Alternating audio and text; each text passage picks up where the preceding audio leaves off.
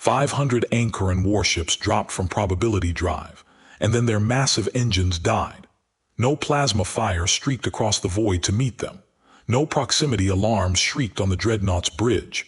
Total, suffocating silence replaced the heavy, rhythmic thrum of the fusion cores. Commander Privek adjusted his gold-threaded ceremonial sash, staring blindly at the primary view screen. Blue-green Earth hung undefended against the starry black. Then the atmospheric life support choked out. The tactical displays flickered, dying in a rapid cascade of failing power grids. Outside his reinforced viewport, hundreds of jagged, lightless silhouettes materialized against the starlight. Their weapon arrays were already glowing with a sickly, unstable violet charge. The part that still terrifies conquered historians didn't happen on the battlefield. One standard year earlier, Ambassador Elias Vance sat in a chair built for a giant. The Meridian Spire offered sweeping corridors sized for 3-meter species and an artificial atmosphere that left humans chronically breathless. Vance unscrewed a dented steel flask. He took a slow, measured swallow of cold mountain water. Arbiter Thessaly watched from the elevated speaker's podium. The Vorax's segmented bronze carapace gleamed under the harsh halogen lighting. Primitive hydration customs, Thessaly noted, his mandibles clicking in a sharp rhythm of condescending amusement. Your species remains adorable, Ambassador. Vance did not argue the point. His left hand trembled violently. He kept it buried deep inside his tailored suit pocket, masking the severe physiological reaction. The rule was absolute across the sector. Humanity mined the outer asteroid belts, supplied raw titanium to the core worlds, and smiled politely when mocked by their superiors.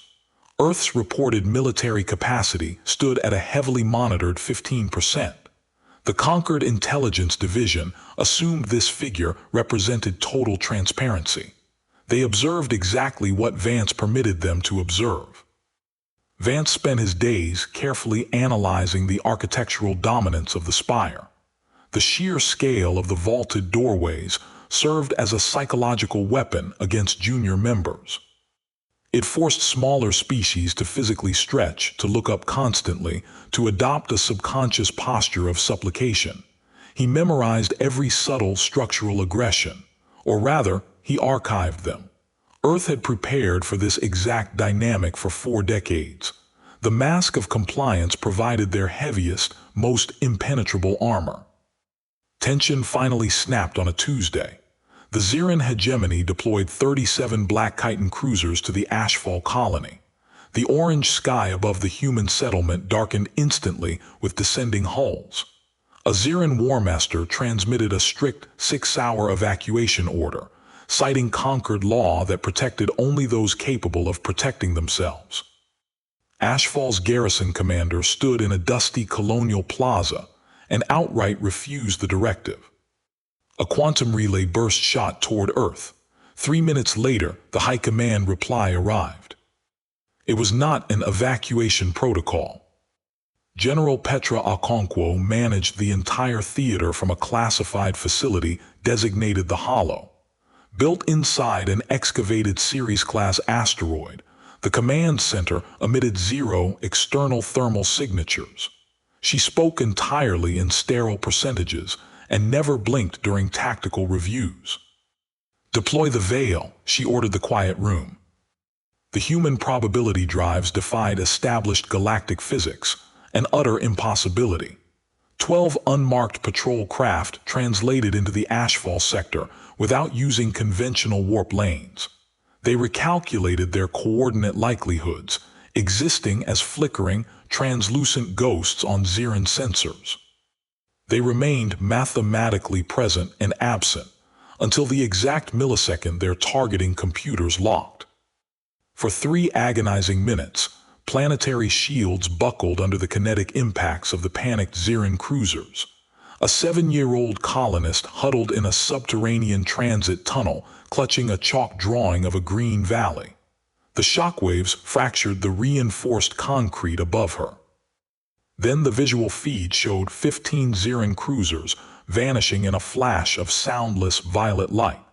The freezing vacuum claimed the rest of the squadron in seconds. The conquered chamber erupted in absolute chaos when the unedited footage reached the spire. Thessaly demanded immediate, groveling answers. Vance remained calmly seated at his undersized desk, his left hand still hidden securely away. "A minor misunderstanding of our technical specifications," Vance told the gathered delegates, his voice perfectly level over the shouting. "We reserve the fundamental right to local defense." The Zirans possessed zero tactical flexibility when faced with the terrifying unknown. They escalated instantly. 300 heavy warships mobilized, a dense swarm designed specifically to crack planetary crusts. Earth responded with 200 unmarked vessels. The resulting engagement was not a battle, it was a 6-hour surgical demonstration. Quantum weapons bypassed kinetic energy shields entirely. Autonomous drone swarms mapped and exploited point defense blind spots within milliseconds. The drones moved like fluid silver, anticipating evasive maneuvers before the alien pilots even touched their thrusters. The mighty Ziran armada was systematically dismantled, engine by engine, until only drifting hulks remained. A human captain offered a final, broadcasted ultimatum across open comms. The Zirans furiously refused it. A single Earth vessel fired a dissolution warhead at a nearby 3-kilometer asteroid. The massive rock did not shatter or explode. Every atom of its mass ceased to exist simultaneously, leaving a localized tear in spacetime that sucked surrounding dust into absolute nothingness. "We possess 17 additional units," the human captain stated calmly over the terrified alien comms. "Withdraw immediately, or we target your orbital shipyards." The Ziran forces formally surrendered, but the preservation of power required a heavier hand from the galactic elite. Back on the spire, 3 senior conquered member species condemned Earth's disproportionate use of force.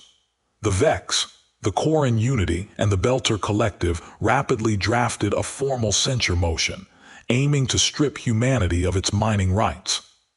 Vance finally stood up from his oversized chair. He walked slowly to the exact center of the acoustic floor. "We know the Corin Unity transferred 12 plasma batteries to the Ziran fleet last month," Vance said, his voice echoing sharply off the high walls. "We know the Vex supplied the shield modulation codes." He tapped a control stud, projecting a dense lattice of encrypted communications and financial ledger entries onto the main holographic display for all to see. "We know what you eat for breakfast, delegates. We certainly know when you conspire to murder our citizens." Thessaly's 6 compound eyes narrowed dangerously. The Arbiter had assumed his subordinates lacked the cognitive capacity for sophisticated espionage. Bureaucracies only see what they expect to see. They cannot process genuine novelty or hidden competence. The Preservation Front formed in the paranoid chaos of that afternoon. 30 species allied to crush the human anomaly before it could spread further. They planned a coordinated decapitation strike against Earth. They believed their encrypted channels were completely secure from human interception. They believed humanity had exhausted its hidden reserves defending the Ashfall colony. They were entirely wrong. At midnight, Universal Coordinated Time, Commander Privak stood on the bridge of his Anchoran dreadnought at the edge of the Sol system. He adjusted his gold-threaded ceremonial sash. FTL transit was complete. Blue-green Earth hung beautifully in the viewport. No human fleet detected. Minimal orbital defenses registered on the advanced scanners. The arrogance of humanity's reputation had finally been their undoing. Then the screens went completely black. The heavy thrum of the fusion cores died instantly. Life support choked out in a terrifying wheeze. Privak's mandibles parted. The suffocating silence wasn't a mechanical malfunction. It was a targeted weapon. 500 elite warships became drifting metal coffins, a graveyard suspended in orbit. Outside the viewport, the lightless silhouettes materialized from the dark. Hundreds of human vessels, completely invisible until they chose to be seen. They weren't even in standard battle formation. They didn't need to be. A grinding static broke the dead silence on the anchor and bridge. General Okonkwo's voice broadcast directly through their deactivated comms, speaking in 30 languages simultaneously. Your attack has failed. You are completely surrounded. Your ships function only because we allow it. Privek felt a cold, crushing weight in his primary chest cavity. Not fear, despair. They had been allowed to feel strong, righteous, and fully prepared, only to realize they were children playing with sticks in a room full of adults. The adults had simply been watching in silence all along. We disabled your fleet with a single pulse, Okonkwo continued, a slight, conversational pause breaking her mechanical rhythm. We could have destroyed you just as easily. A panic transmission from the conquered homeworlds confirmed their planetary defense grids had simultaneously gone offline. 3 days of galactic silence followed.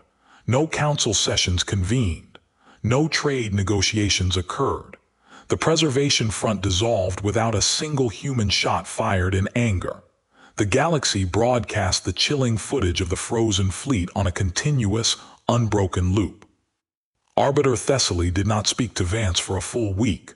When the Conquered finally reconvened, the seating arrangement had drastically changed. The oversized chairs remained, but the underlying power dynamic had inverted completely. Earth gained a permanent security veto. New transparency laws passed swiftly, strictly enforced upon the older, established species. Ambassador Vance stood at the central podium. He reached into his tailored pocket and withdrew the dented steel flask. His left hand was perfectly, terrifyingly steady. Arbiter Thessaly watched him. The Vorax bronze carapace looked dull and unpolished under the harsh station lights. The bitter scent of ozone had completely replaced his usual pheromone of condescension. Vance unscrewed the metal cap. The water inside was the exact same Earth Mountain stream. The man holding it was not the same man who had drunk from it a year ago. He did not drink. He raised the metal container high above his head in the dead silent chamber. The fluorescent lights caught the battered steel, casting a long, sharp shadow across the Vorak delegate's desk.